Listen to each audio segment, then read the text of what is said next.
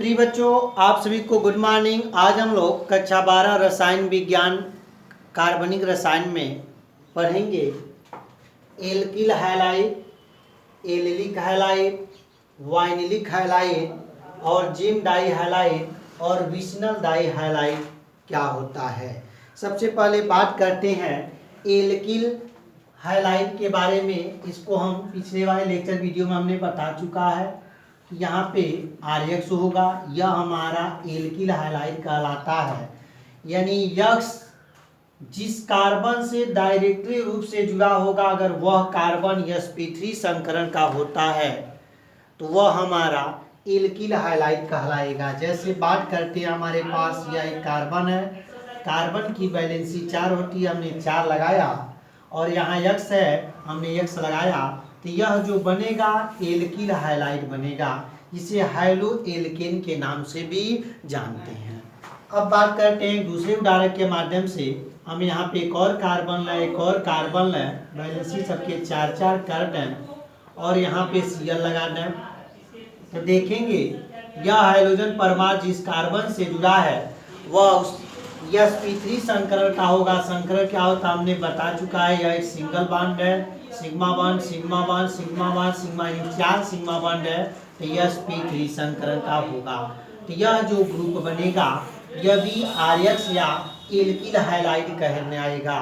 इसको लिख सकते हैं हाइड्रोजन हाइड्रोजन हाइड्रोजन, यहाँ हाइड्रोजन यहाँ हाइड्रोजन, यानी एक कार्बन है C, 1 2 3 हाइड्रोजन है, CH3 लिख देंगे और यह कार्बन है C लिख देंगे, 2 हाइड्रोजन जुड़ा है, CH2 लगा देंगे और यहाँ Cl है, Cl लगा देंगे। यह हमारा एल्किल हैलाइड कहलाएगा।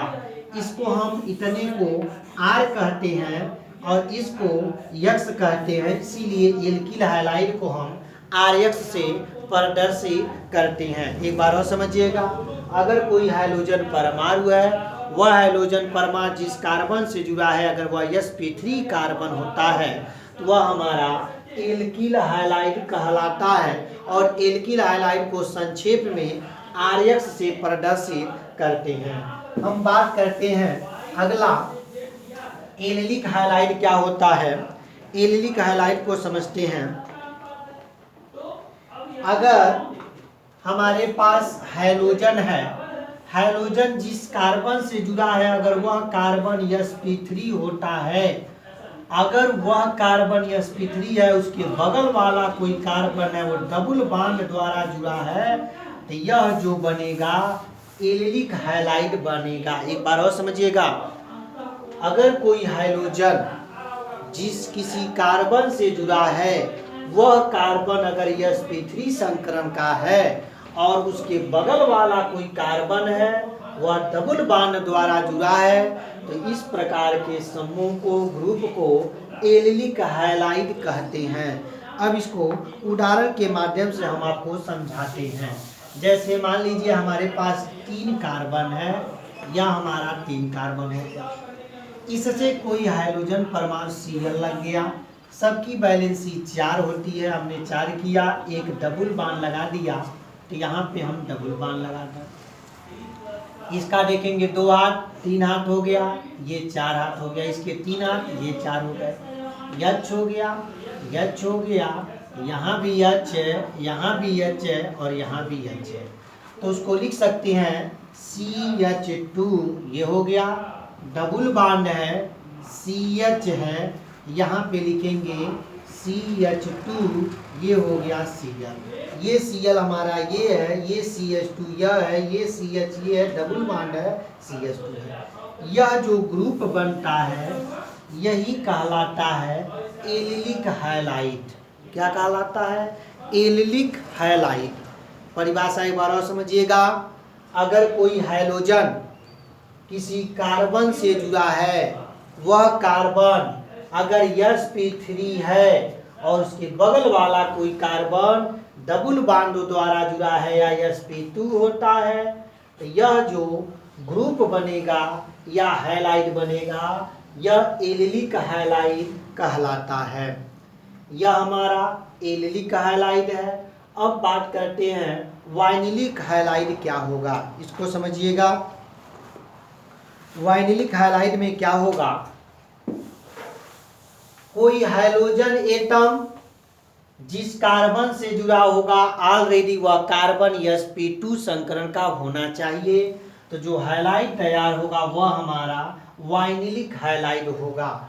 जैसे देखिएगा यहाँ पर C है, डबल बॉन्ड लगाए, C है, हमने Cl जोड़ दिया, यहाँ 4 हाइड्रोजन, यानी देखेंगे इसके पास वैलेंसी 4 होनी चाहिए, ये हमारा हो गया। अब देखेंगे सबकी वैलेंसी 4 है कि नहीं है, 1 2 और 2 4, 1 2 और 2 4। इस कार्बन का संकरण पता करना चाहेंगे तो 1 सिग्मा बॉन्ड, 2 सिग्मा बॉन्ड और 1 सिग्मा बॉन्ड sp2 संकरण का होगा। यह भी चेक करेंगे, sp2 संकरण का होगा। तो यह जो ग्रुप बनेगा यह वाइनिलिक ग्रुप बनेगा और जो हैलाइड तैयार होगा वाइनिलिक हैलाइड तैयार होगा। समझिएगा, अगर कोई हाइड्रोजन एटम जिस कार्बन से जुड़ा है अगर वह कार्बन sp2 संकरण का होता है तो वह जो कहलाता है हैलाइड, वाइनिलिक हैलाइड कहलाता है। अब इसका नाम बात करेंगे तो देखेंगे यह वाइनिलिक ग्रुप है, क्लोराइड लग गया है तो वाइनिलिक इसका क्लोराइड नाम हुआ, वाइनिल क्लोराइड नाम हुआ। अगर यहाँ पर OH लग गया होता इसको वाइनिल एल्कोहल कहते, Br लग गया होता तो वाइनिल ब्रोमाइड होता, यानी यह एक वाइनिल ग्रुप होता है, इसी को हम वाइनिल ग्रुप कहते हैं। अगर कोई हाइड्रोजन एटम जिस कार्बन से जुड़ा है अगर sp2 है तो वाइनिलिक होगा। अगर कोई कार्बन एटम, अगर कोई हाइड्रोजन किसी कार्बन से जुड़ा है अगर वह sp3 है उसके बगल वाला sp2 होता है तो एलिलिक होगा।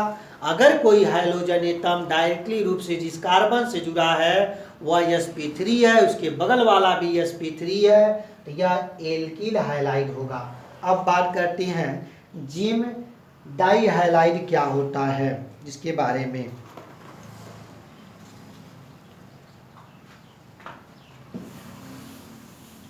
समझिएगा जिम डाई हैलाइड क्या होता है।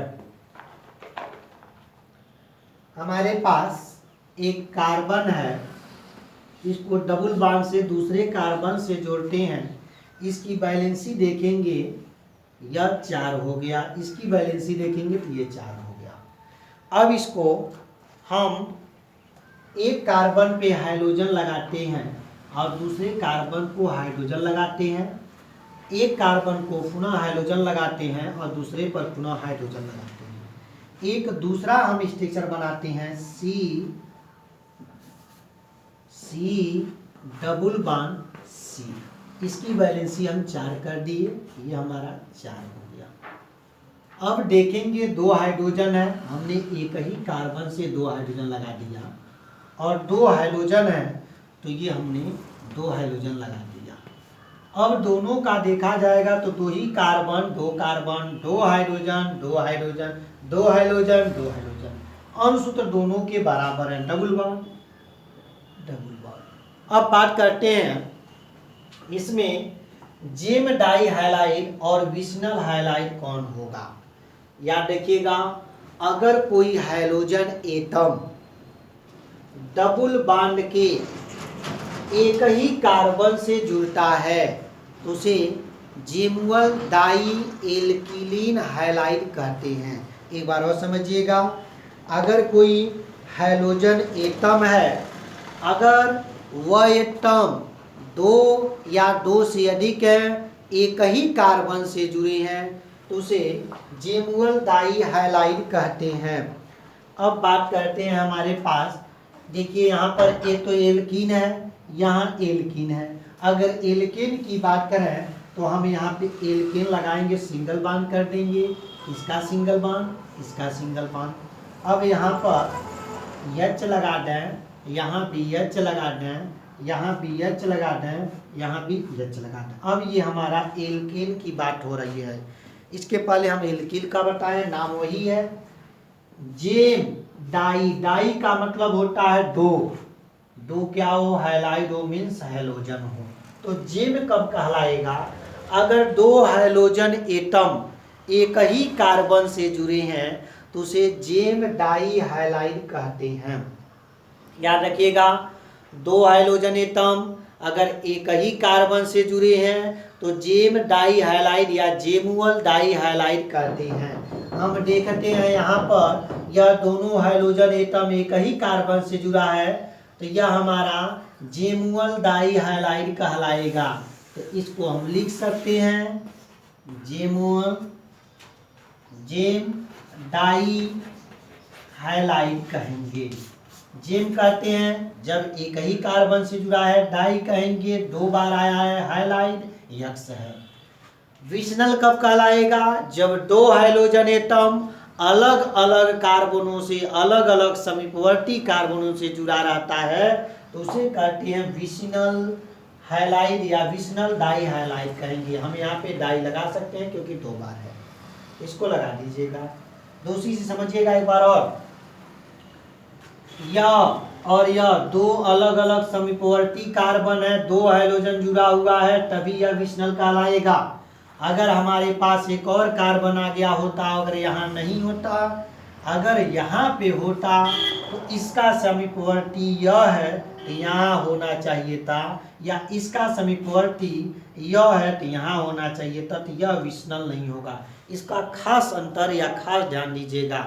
अगर दो हाइड्रोजन एटम दो समीपवर्ती अलग अलग कार्बनों से जुड़ा है तभी विशनल हाइलाइड होगा। और जेमुअल कब होगा? जब दो हाइड्रोजन एटम एक ही कार्बन से जुड़ा है तो वह हमारा जेमुअल होगा और यह हमारा विशनल हाइलाइड होगा। अब उदाहरण के माध्यम से एक एक के बारे में फिर आपको समझाते हैं। अब बात करते हैं, हमारे पास एक दिया है सूत्र, CH3 दिया है, CH दिया है, CH2 दिया है, यहाँ Cl2 दिया है। तो देख रहे हैं कार्बन है, दो कार्बन, हम दो कार्बन का स्ट्रक्चर बनाएंगे और चार चार होते हैं, चार चार हम लगा दिए। इस कार्बन से 3 हाइड्रोजन है, हमने 3 हाइड्रोजन लगा लिया। इस कार्बन से 2 हाइड्रोजन है, हमने 2 हाइड्रोजन लगा लिया। अब बात करते हैं, यहाँ पे देखिएगा, यहाँ 1 हाइड्रोजन होनी चाहिए, ये हो गया, यहाँ पे हमने Cl लगा दिया। अब देखेंगे हाइड्रोजन एटम जिस कार्बन से जुड़ा है उस कार्बन का जो संकरण है sp3 है, इसके बगल वाला भी क्या है? sp3 है। तो यह जो हाइड्रोएल्केन तैयार होगा एल्किल हाइलाइड कहलाएगा। क्यों? क्योंकि हाइड्रोजन एटम जिस कार्बन से जुड़ा है sp3 है, उसके बगल वाला भी क्या है? sp3 है। यह कहलाएगा एल्किल हाइलाइड। अब दूसरा उदाहरण के माध्यम से समझाते हैं इन दोनों में अंतर। अगर हमारे पास यही कार्बन होता, यही कार्बन से एक क्लोरीन जो होते, इसकी वैलेंसी 4 पहले कर दें, अब उसके बाद ये डबल बॉन्ड होता और ये होता H और यहाँ H होता। फिर देखेंगे यह हाइड्रोजन एटम जिस कार्बन से जुड़ा है sp3 है, लेकिन इसके बगल वाले की बात किया जाए तो यह sp2 है। तो इस प्रकार के एल्किल हाइलाइड को एलिलिक हाइलाइड कहते हैं। दोनों में अंतर, हाइड्रोजन एटम जिस कार्बन से जुड़ा है दोनों sp3 है, लेकिन दोनों में अंतर क्या है?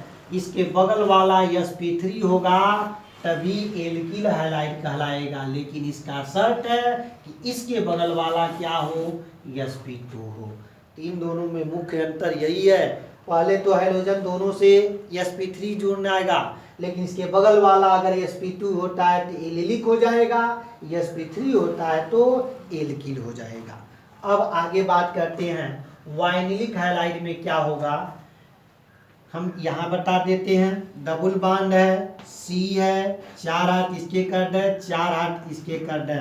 अब यहाँ पे Cl लगा दें, H लगा दें, H लगा दें, H लगा दें, यानी हाइड्रोजन एटम जिस कार्बन से जुड़ा है ऑलरेडी वह कार्बन sp2 संकरण का है, तो यह कहलाता है वाइनिलिक हाइलाइड। तीनों में अंतर देखिएगा, यह हाइड्रोजन sp3 से जुड़ा है, यह हाइड्रोजन sp3 से जुड़ा है, यह हाइड्रोजन sp2 से जुड़ा है। डायरेक्ट sp2 से जुड़ा है वाइनिलिक होगा, डायरेक्ट अगर sp3 से जुड़ा है उसके बगल वाला भी sp3 है तो एल्किल होगा, डायरेक्ट जुड़ा है sp3 है उसके बगल वाला sp2 है तो यह एलिलिक हाइलाइड होगा। अब बात करते हैं जेम के बारे में। जेम में हमने बताया है दोनों हाइड्रोजन परमाणु अगर एक ही कार्बन से जुड़ा है तो जेम होगा जैसे यहाँ पे लगा दें, एक और आगे कार्बनों की संख्या बढ़ाते हुए अगर हमारे पास Cl है, इसी से एक और Cl आ गया तो देखेंगे दोनों हाइड्रोजन परमाणु एक ही कार्बन से जुड़ा है, इसे जेम डाई हैलाइड करते हैं। अगर यही स्ट्रक्चर ऐसे दिया हो, 3 कार्बन दिया है, 3 कार्बन हमने बना लिया है, अगर एक क्लोरीन को हमने यहाँ जोड़ दिया, दूसरे क्लोरीन को यहाँ जोड़ दिया तो दोनों हाइड्रोजन दो अलग अलग समीपवर्ती कार्बन से जुड़ा है, तो यह हमारा विसिनल हैलाइड कहलाता है। दोनों में खास अंतर है, दोनों हाइड्रोजन अगर एक ही कार्बन से जुड़ा है तो जेमुअल, अगर दोनों हाइड्रोजन दो समीपवर्ती अलग अलग कार्बन से जुड़ा है तो यह हमारा विसिनल होगा।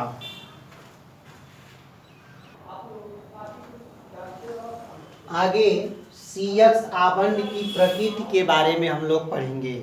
CX आबंध C और X है क्या? C मीन्स कार्बन और X मीन्स हाइड्रोजन है।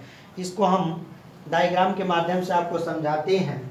यह हमारा एक कार्बन है, इस कार्बन की वैलेंसी 4 होती है, हमने 4 लिखा, इसको खास ध्यान देंगे, और इससे एक हाइड्रोजन ग्रुप लगा हुआ है, यह हमारा हाइड्रोजन हो गया।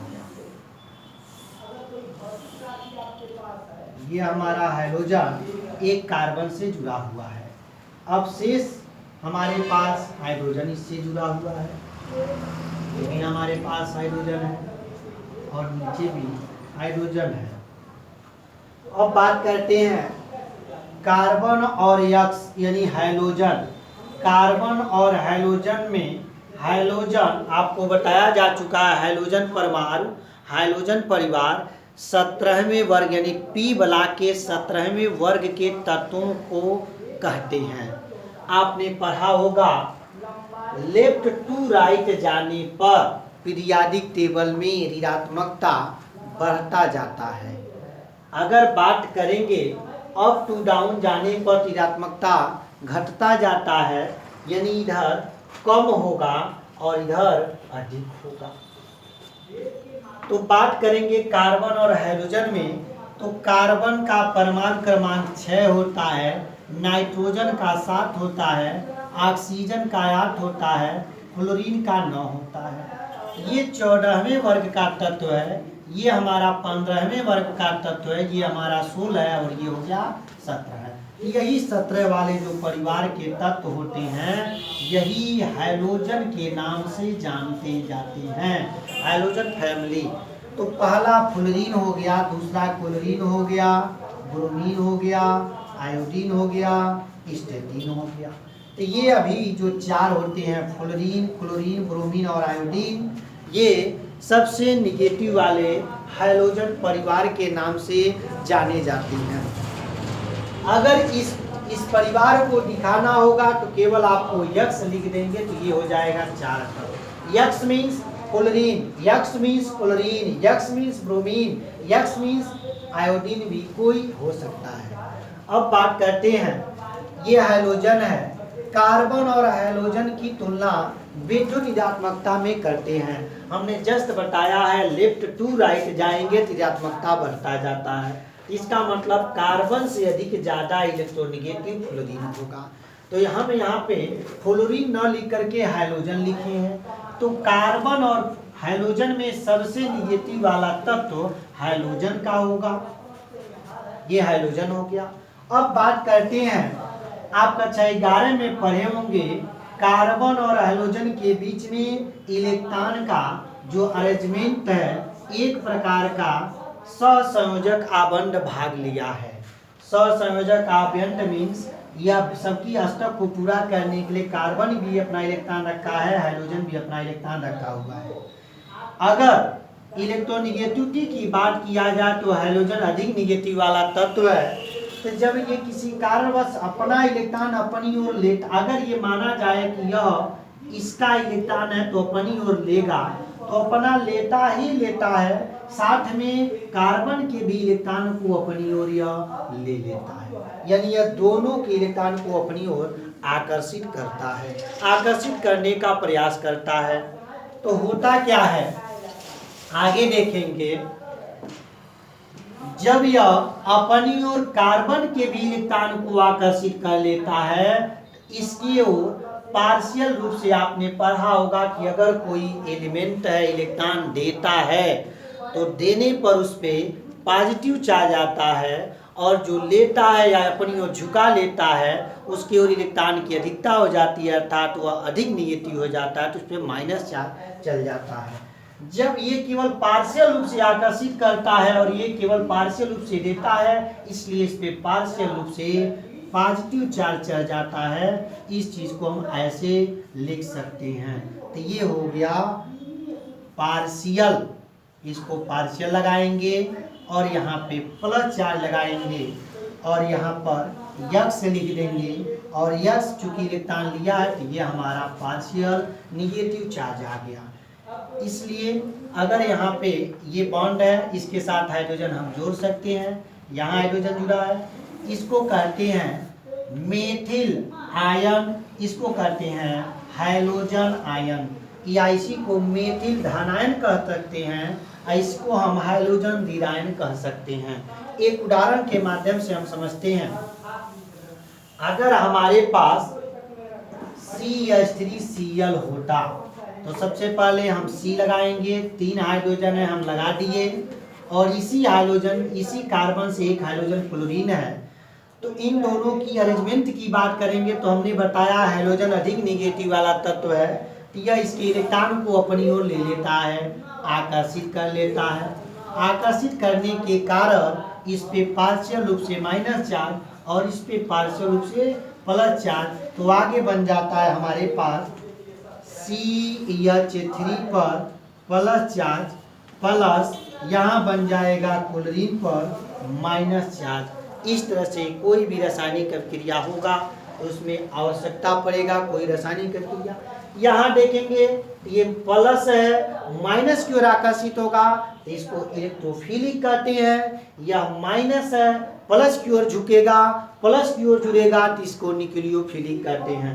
यह जो होगा ग्रुप इलेक्ट्रोफिलिक होगा, यह जो होगा न्यूक्लियोफिलिक सब्सटेंस होगा। आज के लिए बस इतना ही, से हम नेक्स्ट वीडियो में बात करेंगे। तब तक के लिए धन्यवाद।